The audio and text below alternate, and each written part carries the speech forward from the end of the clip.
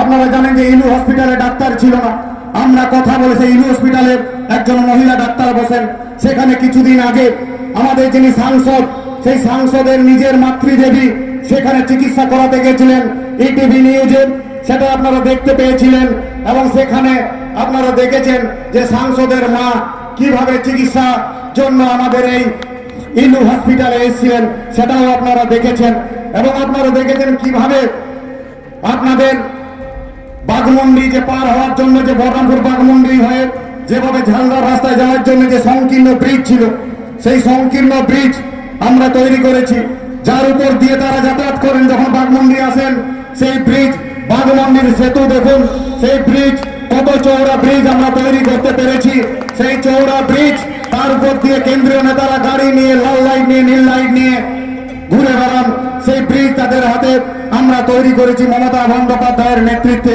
যেভাবে প্রত্যেকটি জায়গায় উন্নয়ন হচ্ছে, প্রত্যেকটি হসপিটালে যেভাবে পরিশুদ্ধ পানীয় জলের জন্য 28 লক্ষ টাকা করে আমি ব্যক্তিগতভাবে উদ্যোগ নিয়ে পশ্চিমাঞ্চল উন্নয়ন পরিষদের মাধ্যমে বাঘমুন্ডি বিপিএসসি, সিরকাবাদ বিপিএসসি থেকে শুরু করে মাহাতোমারা পিএসসিতে প্রত্যেকটা জায়গায় জলের ব্যবস্থা হয়েছে। এবং সেখানে প্রত্যেকটি জায়গায় ডাক্তার আছে। চিকিৎসা ব্যবস্থা আরো উন্নত করার জন্য, যাতে সিজার ফেসিলিটি থেকে শুরু করে অন্যান্য সমস্ত সুযোগ সুবিধা পায়, তার জন্য আমি ব্যক্তিগতভাবে উদ্যোগ নিচ্ছি। এমনকি আপনারা দেখেছেন ভ্রাম্যমাণ চিকিৎসা ব্যবস্থা, কিছুদিন আগেও যেভাবে ডাক্তার, যেভাবে ভ্রাম্যমাণ চিকিৎসা কেন্দ্র আমাদের নেত্রী উদ্বোধন করেছে সারা বাংলার জন্য, তাতে ভ্রাম্যমাণ চিকিৎসা যে গাড়ি, সেই গাড়িতে ডাক্তার আছে, নার্স আছে, এমনকি ছোট ছোট টেস্ট, ব্লাড টেস্টের জন্য সেই গাড়ির মধ্যেই ব্যবস্থা আছে। সেটাও কিন্তু আমাদের নেত্রী মমতা বন্দ্যোপাধ্যায় করেছেন। অথচ বিজেপি নেতারা চিকিৎসার উন্নতি বা এই এলাকায় উন্নয়ন দেখতে পাচ্ছেন না। হসপিটালে নাকি চরম ব্যবস্থা। আপনারা কি করেছেন আপনারাও দেখান, সেটা আমরা চ্যালেঞ্জ করে বলছি আপনাদের কাছে।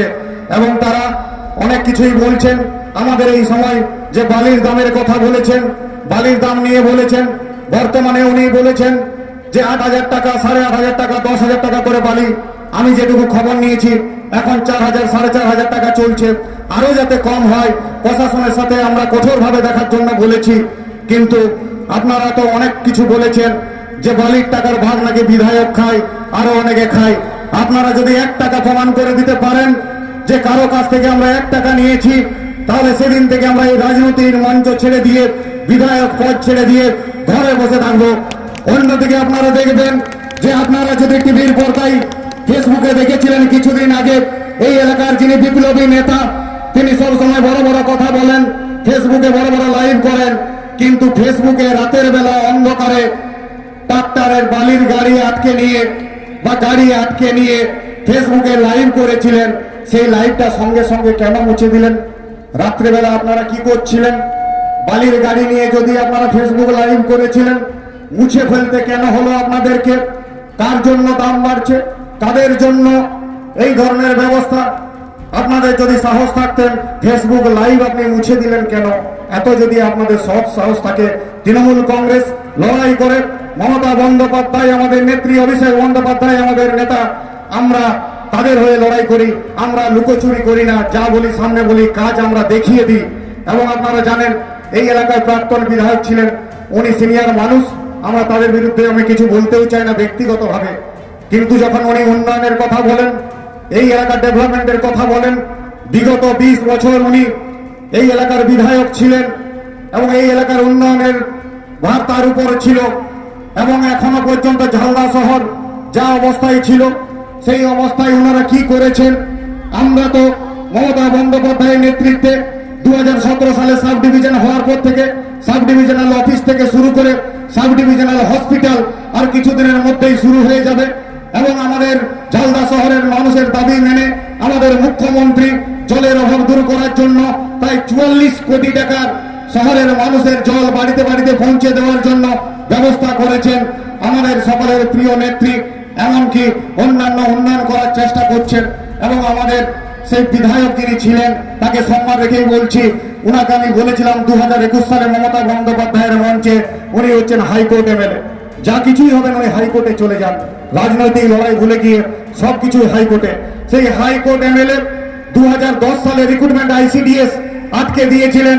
2021 সালে ঠিক ভোটের পূর্বে উনি সেই আইসিডিএস এর চাকরি, আপনারা জানেন কোর্টের রায় নিয়ে সাথে আইসিডিএস এর চাকরি হয়, সেই ব্যাপারে উনি 11 বছর এই এলাকার মানুষকে বঞ্চিত করে রেখেছিলেন।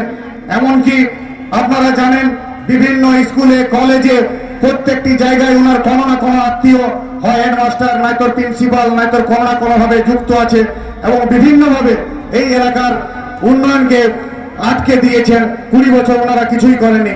আমি বক্তব্য আর বেশি দীর্ঘায়িত করব না, আমি শুধুটুকু এইটুকু বলবো, বাঘমুন্ডি বিধানসভা এলাকার প্রত্যেকটি মানুষ, আদিবাসী সমাজ থেকে শুরু করে, কুর্মী সমাজ থেকে শুরু করে, কুমার সমাজ থেকে শুরু করে, বড়াই সমাজ, কুইরি সমাজ, কালিন্দী সমাজ, বিভিন্ন জাতির মানুষ বাস করেন, বিভিন্ন ধর্মের মানুষ করেন, হিন্দু হোক, মুসলমান হোক, শিখ হোক, খ্রিস্টান হোক, প্রত্যেকটি মানুষের জন্য আমাদের নেত্রী মমতা বন্দ্যোপাধ্যায় বিচার করেন।